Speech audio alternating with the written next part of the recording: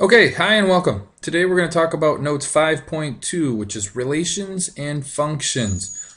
We're also going to spend some time talking about domain and range, which is a big involvement with relations and functions. So let's put domain and range up at the top here too, as we'll hit those points.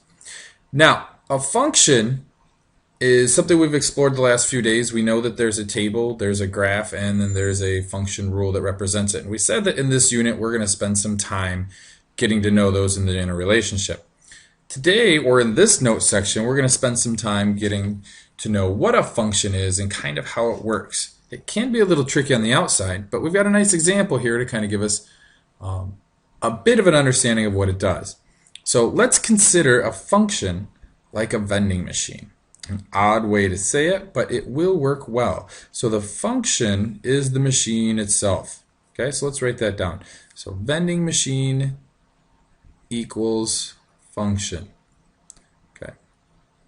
Now that we have that, we got to talk about what a vending machine actually does. It's a place you go to get snacks.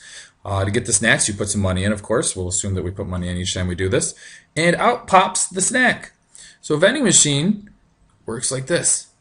We take some button combination. And you can see that my vending machine stacked here with Doritos and barbecue chips, Cool Ranch Doritos, and some pretzel chips. And we'll assume the other rows down there are filled with these snack candies and whatnot. But really all we're going to talk about are the first two rows here. It should do us good enough. So the buttons that we're going to press are going to give us the snacks that we want. When we go to the vending machine, we have a pretty good idea of what we want to eat. We're looking for chips today, just happens to be. So any of these chips that we're looking at, we're going to go ahead and select one. Let's say we pick A2.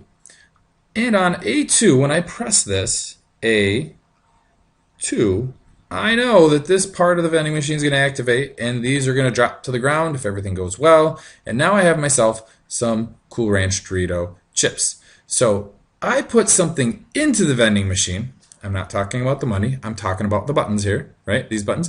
This input determines what snack I'm going to get, and those are the outputs. So the output is the buttons. Let me draw a little arrow here. And the snacks are the outputs.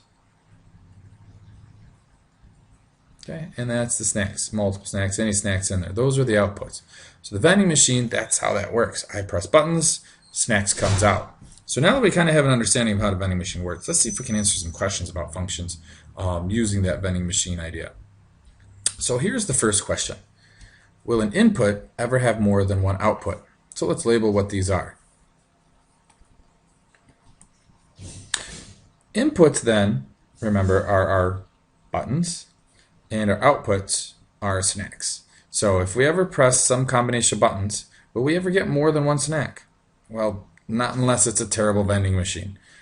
So we're going to go ahead and write down no. Whatever button we press, we should get that particular snack. And we should get only that snack if it's a working vending machine. Remember, a vending machine is a function. So if it's a working function, whatever we put in, we should get exactly one thing out that we expect. All right, let's read the next question. Will an output ever have more than one input? So let's label that. Our outputs then are snacks, and inputs are our buttons. So is it possible that we could press or get a snack? Could it have more than one button combination? Well, if we scroll back up, we should be able to answer that question by just looking at our vending machine. So scrolling up here, there's our vending machine. So are there snacks that are recorded by different buttons? Absolutely. Right here, A1 gives us Doritos, and B3 gives us Doritos. As well as there's another double snack here. And there could be a triple snack, or both rows could be all the same snack. If I press A2, I'm getting Doritos. If I press B1, I'm getting Cool Ranch Doritos also. But each time I press those buttons, I know I'm getting those Doritos. So let's go back and answer that question. Will an output, a snack, ever have more than one input? Yeah, just duplicates.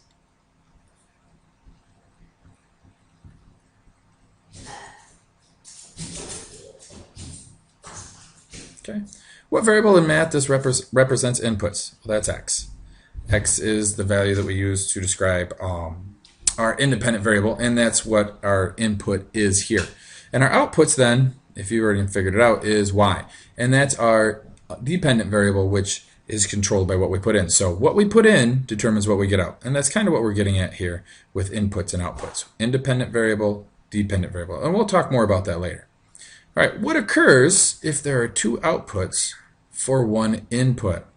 Maybe we should go back and look at that. So again, let's remind ourselves what these means. What occurs if there are two snacks for one button press? Well, if we look at our vending machine here, I went the wrong way again. If I press A3, and I really am looking forward to some barbecue chips, so I pressed A3, and this vending machine kicked out Snickers. And Snickers is fine. And on a normal day, maybe I want a Snickers. It's got peanuts, it's caramel, it's filling. Everybody loves it. But today I was looking for something salty, kind of sweet, a little crunchy. Wasn't looking for anything too heavy, so I really wanted these chips. I'm probably not going to go back to that vending machine if I pressed in, and I know I pressed in A3, and I got out a Snickers. That's a bad vending machine. Maybe you like a vending machine with a surprise. But as vending machines go, this one's a bad one. So considering that this is a bad vending machine, I'm going to say that equals not a function. Okay. So now we have an idea of how a function works by thinking about a vending machine. Function is something that we press a combination of buttons in, an input, and we get a particular snack that we expect out. If we press that button combination in, like question 5 is asking here, and we don't get out what we want, then that's a bad vending machine.